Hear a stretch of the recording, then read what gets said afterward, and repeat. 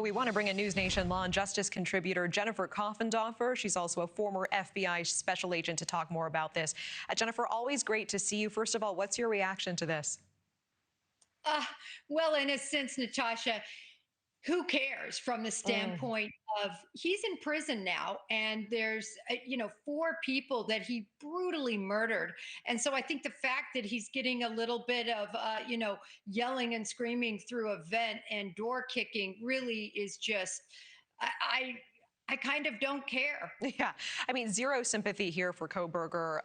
And is being kept awake 24 hours a day considered a form of torture? Is the prison system obligated to improve his situation if this continues? No, they're not obligated to. And you know what? He was always a night owl. We know he was up all hours of the day and the night. And so I don't know if they're really keeping him awake. Yeah, I keep hearing about these complaints. And recently there's been footage of his cell. And I'll tell you what, Natasha, that's bigger than most New York hotel rooms.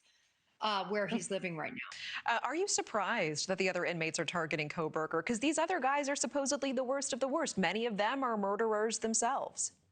Yeah, exactly right. And we see this all the time when somebody who's very high profile comes into a block. Remember, the reason that people typically like to kill or harm others that come in that are high profile is really to aggrandize themselves, right? To make a name for themselves. And so, no, I'm not surprised that they're doing all of this taunting and trying to get on the books, if you will, for tormenting him.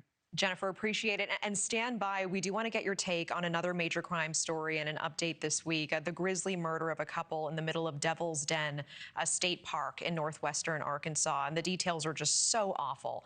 The pair brutally stabbed on July 26th. They were on a hike with their 2 young daughters, 7 and 9 years old.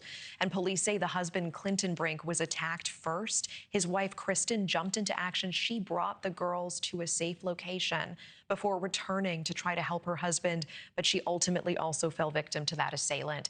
And the man arrested in connection with the crime, Andrew McGann, is an elementary school teacher. Police say the attack appears random. The suspect was arrested in the middle of getting a haircut. And he now just this week pleading not guilty to 2 counts of capital murder.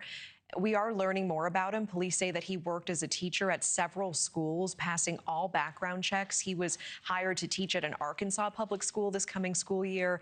Jennifer, I know that you've been tracking this case closely. So after the suspect was arrested, state police say that he admitted to the killings. So why is he now pleading not guilty this week? Well, this is often expected that when it comes to court, they're going to plead not guilty initially as they really sum up the evidence. As you said, he completely confessed. His DNA was at the crime scene. The 2 little girls gave descriptions that matched him. So the evidence is very overwhelming here. Yeah, so we have his admission, we have his DNA at the crime scene. Very quickly, I want to talk about what went wrong here, because in Texas, he was put on leave in the spring of 2023 for, quote, concerns related to classroom management, professional judgment, student favoritism. But parents were alleging that he was grooming girls in his classroom. They ultimately did an investigation. They found there was no evidence of inappropriate behavior there. He resigned, though. He found other teaching jobs in other states. Will the prosecution be looking at this history when building their case here? What is standing out to you? Because there were 2 little girls on that trail that day.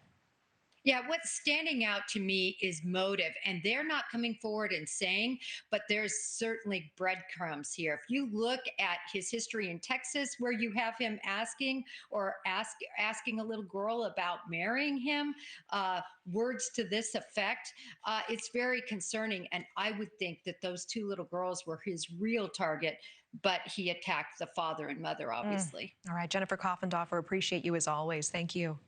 Thank you for watching. Subscribe below and download our NewsNation app right now on your phone, and you will get fact-based, unbiased news for all Americans.